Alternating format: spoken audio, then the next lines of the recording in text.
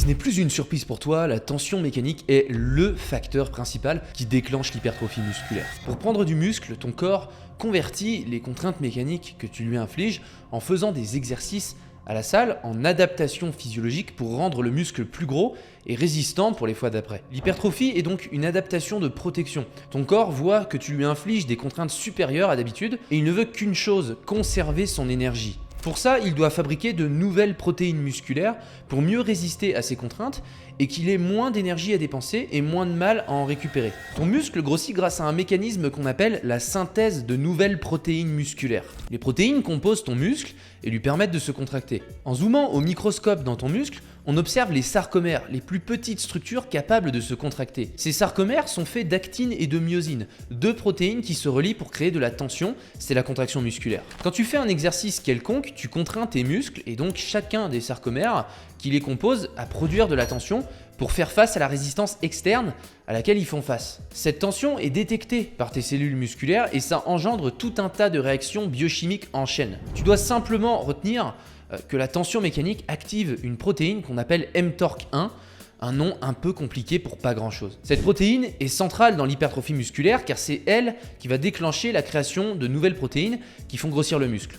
mTORC1 active ce qu'on appelle la biogénèse des ribosomes ou la formation de nouveaux ribosomes, les petites usines à produire des protéines dans tes muscles. C'est simple, les ribosomes prennent des acides aminés qui circulent dans ton corps, apportés par ton alimentation par exemple, et les relient pour fabriquer des protéines qui vont s'ajouter à tes muscles et le faire grossir. Si tu as plus de ribosomes et qu'ils sont plus efficaces pour construire des protéines, tu produis donc plus de muscles. mTORC1 est donc la serrure qui ouvre la porte de l'hypertrophie et la clé qui colle à cette serrure, c'est la tension mécanique. C'est uniquement ça qui est important pour l'hypertrophie. Stimuler mTORC1 par la tension mécanique. On sait très bien aujourd'hui que la magnitude ou l'intensité et la quantité ou le volume de tension mécanique sont super importants pour stimuler mTORC1 et donc construire du muscle. Plus la tension mécanique est élevée, plus tu stimules la création musculaire. C'est pour ça que c'est important de s'entraîner à l'échec musculaire ou proche de l'échec. L'échec musculaire a lieu lorsque ta capacité à produire un niveau de force nécessaire devient impossible. Par exemple, tu soulèves une charge lourde qui te permet de faire uniquement 5 répétitions sur un mouvement. À la 6e répétition, tu tentes de remonter mais tu n'y arrives pas. Tu es à l'échec musculaire. Mais tu dois différencier l'intensité et le niveau d'effort. L'intensité d'un exercice dépend de la charge soulevée.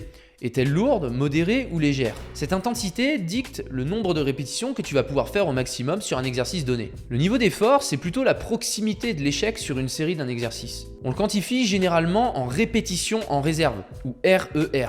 Très souvent à l'entraînement, tu pourras avoir des séries notées par exemple 3 x 6 à 2 RER. Ça signifie que tu dois faire 3 séries de 6 répétitions en n'ayant que 2 reps en réserve à chaque série. Tu dois donc choisir une charge qui te permet de faire au maximum 8 reps avec, mais tu n'en feras que 6 pour coller au niveau d'effort visé. Tu te demandes sûrement quand est-ce que tu dois aller à l'échec musculaire. Déjà, tu dois comprendre les causes de l'échec car elles sont différentes en fonction de l'exercice que tu fais. Si tu as vu ma vidéo sur la fatigue, tu sais qu'il y a plein de sources de fatigue différentes au niveau du cerveau, de la moelle épinière et du muscle qui vont interférer avec ta capacité à recruter tes fibres musculaires et donc à produire de la force. Pendant longtemps, on a cru que ces mécanismes de fatigue étaient liés directement à la stimulation de l'hypertrophie, alors qu'on sait aujourd'hui qu'ils sont surtout des effets secondaires. On sait aujourd'hui que tu peux très bien avoir les mêmes gains d'hypertrophie quelle que soit la charge que tu soulèves, du moment que tu vas à l'échec musculaire. Que tu fasses des séries de 6 reps, 12 reps ou 30 reps, si elles sont toutes menées à l'échec, tu auras des gains équivalents. Mais le problème est que ces séries ne génèrent pas les mêmes types et les mêmes quantités de fatigue, ce qui compromet ta récupération derrière et le volume d'entraînement que tu peux encaisser. La revue de Robinson et ses collaborateurs en 2023 a par exemple montré qu'il était crucial de s'approcher de l'échec pour des charges inférieures à 77,5% du 1RM. Tu te souviens du principe de taille d'Henman? Tes fibres musculaires sont recrutées dans un ordre de taille en fonction de l'intensité et de la fatigue. Si tu dois soulever quelque chose de léger, ton cerveau n'a aucune raison d'activer toutes tes fibres musculaires. Il ne recrutera que les plus petites fibres lentes. Mais si tu vas à l'échec sur une série légère, à chaque répétition, tu accumules de la fatigue et ton cerveau active un peu plus de fibres à chaque fois, jusqu'à l'échec. Quand tu soulèves lourd par contre, ton cerveau active directement le maximum de fibres qu'il peut. Le problème des charges légères est que tu actives les plus grosses fibres rapides uniquement vers la fin de la série, après avoir accumulé déjà beaucoup de fatigue, notamment métabolique, raison pour laquelle tu as une sensation de brûlure et que c'est beaucoup plus dur d'aller à l'échec sur des charges légères. Tu pourras donc jamais stimuler autant d'unités motrices et de fibres musculaires avec des charges légères qu'avec des charges lourdes. Sur des charges lourdes, tu les actives toutes dès la première répétition, ce qui permet de les stimuler mécaniquement et d'activer mTORC 1, souviens-toi, dans un maximum de fibres musculaires pour créer plus d'hypertrophie. Les charges légères menées à l'échec génèrent beaucoup plus de fatigue que des charges lourdes. Cette étude, par exemple, montre une plus grande perte de vitesse du mouvement sur les charges légères, ce qui montre une plus grande fatigue neuromusculaire. Le problème avec l'échec musculaire est que ça génère beaucoup de fatigue. C'est d'ailleurs la principale limite qu'on trouve au fait de s'entraîner à l'échec. Du coup, il serait préférable de se laisser toujours 1 ou 2 reps en réserve et on obtiendrait sensiblement les mêmes gains. Je répondrai à ça. Ça dépend. Sur des charges lourdes où tu peux faire au maximum 6 répétitions, donc généralement autour de 85% du 1RM ou au-delà, tu actives déjà toutes tes fibres dès la première répétition. Il n'est donc pas utile d'aller à l'échec sur des charges élevées, car l'échec va générer beaucoup de fatigue et la toute dernière répétition va générer une telle fatigue qui n'en vaut pas la peine. Par contre, quand on descend en dessous de 85% du 1RM, ou qu'on peut faire au moins 6 à 8 répétitions à l'échec, c'est plus pertinent d'intégrer l'échec musculaire car tu n'auras pas activé toutes tes fibres sur la première répétition. Sur une série de 8 à l'échec par exemple, tu auras recruté une grosse partie mais pas la totalité des fibres sur la première répétition. Tu les recruteras toutes uniquement à partir de la 2e ou 3e répétition. Du coup, si tu te laisses des reps dans le réservoir, tu stimuleras moins de tension mécanique et potentiellement moins de gains musculaires. D'ailleurs, c'est pas simplement le fait de recruter toutes tes fibres qui est important, c'est d'avoir un mouvement qui est lent. Il n'y a que lorsque ton mouvement est involontairement lent quand tu te bats contre la charge que la tension mécanique est élevée. Tu n'as qu'à regarder la relation force-vitesse. Tu vois que sur un mouvement concentrique, donc des répétitions classiques en musculation, la tension mécanique est la plus élevée quand la vitesse est très basse. Tu l'as compris, la vitesse est basse uniquement quand tu es proche de l'échec musculaire. C'est important de le comprendre parce que sinon, tu n'aurais qu'à faire des répétitions légères le plus rapidement possible. En restant loin de l'échec, tu stimulerais un maximum de fibres, notamment rapides, grâce à l'intention de vitesse et tu ferais tout autant de muscles. Mais la science a très bien montré que ce n'est pas le cas. L'hypertrophie maximale est déclenchée par l'action simultanée de ces deux choses. 1. Un recrutement total de tes fibres musculaires et 2. Une tension mécanique maximale liée à une vitesse involontairement basse et une intention de vitesse maximale. Même si tu ne vas pas à l'échec, tout le monde sait empiriquement que ton corps n'a aucune raison de s'adapter si tu lui fais faire des choses qui sont faciles pour lui. Au même titre que tu ne peux pas développer ta force en soulevant des choses légères. Ça doit être dur et pour que tes muscles se développent, ils doivent être challengés et ne pas avoir le choix de faire autrement. C'est tellement important que même si on ne va pas à l'échec, on ne brasse pas de l'air pour autant.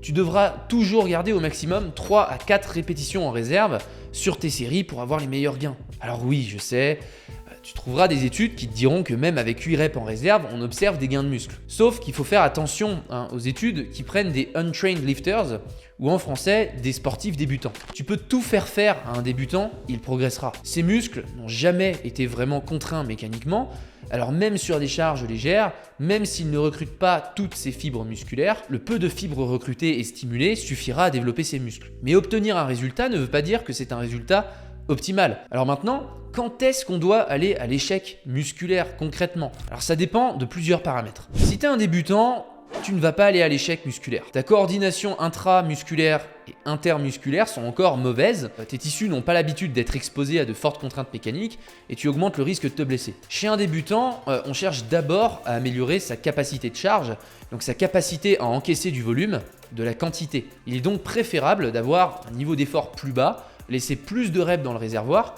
mais faire petit à petit plus de séries. J'aime bien commencer par un cycle de 4 à 6 semaines pour que la personne apprenne à pratiquer les exercices et les maîtriser à bas volume et basse intensité. Après, tu peux faire un cycle d'accumulation pendant 4 à 6 semaines où tu augmentes petit à petit le volume en restant à des niveaux d'effort bas ou modérés. Et seulement après quelques mois de pratique assidue, tu peux aller chercher l'échec musculaire ou très proche en diminuant le volume sur un cycle d'intensification. D'ailleurs, tout ça, c'est une question de planification et de périodisation de l'entraînement. Si ça t'intéresse, je t'offre un module gratuit de 2 heures sur le sujet sur le lien en dessous de cette vidéo. Si tu es un pratiquant intermédiaire ou même avancé, que tu as pas mal de mois ou même plusieurs années de pratique, tu peux aller à l'échec musculaire. Ça va aussi dépendre de l'exercice que tu choisis. Je te conseille pas d'aller à l'échec sur des gros mouvements bilatéraux qui impliquent une grande masse musculaire. Par exemple, les squats, les deadlifts et leurs variantes. Tu l'as compris avec ma vidéo sur la fatigue, plus tu augmentes la quantité de sources différentes de fatigue, et donc le nombre de muscles impliqués dans un mouvement, plus tu vas générer de fatigue. Cette fatigue t'empêche de recruter toutes tes fibres musculaires plus rapidement dans ton entraînement, car elles s'accumulent, et même si tu prends des temps de récupération complets de plusieurs minutes, certains types de fatigue prennent plusieurs jours à se dissiper une fois qu'ils se sont installés. Sur ces exercices, je te conseille plutôt de garder toujours au moins une répétition en réserve et ne jamais aller à l'échec. Sans parler du risque de te blesser sur des exos comme les squats où tu risques de compenser en arrondissant ton dos ou en changeant de posture. Par contre, si tu es sur des machines stables comme le hack squat ou le pendulum squat, tu peux aller à l'échec. Mais encore une fois, il y a beaucoup de muscles impliqués, tu devras donc faire qu'une ou deux séries au maximum à l'échec sur ce genre d'exo. Pour tous les exercices qui n'impliquent que le haut du corps, donc les tirages verticaux et horizontaux, les poussées verticales et horizontales, tu peux aller à l'échec du moment que tu gardes le volume bas. Tous les exercices sur machine sont bien stables et permettent une plus grande production de force pour moins de fatigue générée. Tu peux donc aller à l'échec sans souci. Ça va aussi dépendre de ton plan d'entraînement. Si tu as une approche nuancée et pas binaire, tu sais très bien qu'il ne s'agit pas de dire que l'échec est mieux ou moins bien qu'une autre façon de faire. Aller à l'échec a sa place dans ton entraînement, mais pas tout le temps. C'est le principe de variation de l'entraînement. La variation est minutieusement organisée à travers des blocs d'entraînement, c'est ce qu'on appelle la périodisation de ton entraînement. Il y a certains blocs où tu vas avoir un volume bas et tu vas aller à l'échec. D'autres blocs où tu vas faire plus de volume et tu te laisseras plus de reps en réserve. Tu peux pas tout le temps faire la même chose pendant des mois ou des années car ton corps finit par s'accoutumer. C'est ce qu'on appelle le repeated bout effect ou l'effet de répétition. Paradoxalement, tu as besoin de répéter pour progresser, mais au bout d'un moment, ça se retourne contre toi. Tu dois donc trouver un équilibre entre familiarité et variation dans ton entraînement. Tu as donc compris que si tu débutes, tu veux éviter l'échec musculaire et attendre d'avoir un peu plus d'expérience pour y aller. Après, ça dépend, hein. Même un débutant peut faire un leg extension unilatéral à l'échec. Il n'y a pas beaucoup de risques. Tu as vu aussi que ça dépendait donc de l'exercice pratiqué et du moment dans ton plan d'entraînement. Bon, c'est bien beau tout ça, mais maintenant tu te demandes peut-être comment agencer l'échec musculaire dans ton entraînement. Quel type d'exercice tu dois privilégier? Combien de séries tu dois faire sur chaque muscle? Comment organiser tous ces exercices et ces séances? Combien de séances faire pour prendre un maximum de muscles? Et même, d'ailleurs, comment faire un plan d'entraînement idéal pour toi et n'importe qui d'autre? Ça tombe bien car je t'apprends tout ça dans Muscles d'acier, ma formation la plus complète que tu trouveras sur le marché concernant l'hypertrophie. J'ai décidé de t'offrir 350 € de réduction sur cette formation en cliquant sur le bouton en dessous de cette vidéo. Si tu veux savoir tous les rouages de l'hypertrophie, comment faire un bilan, planifier, programmer, utiliser les meilleures méthodes pour gagner le plus de masse musculaire possible dans n'importe quel contexte, c'est fait pour toi. C'est l'une de mes meilleures formations, les plus suivies et qui a satisfait le plus de personnes.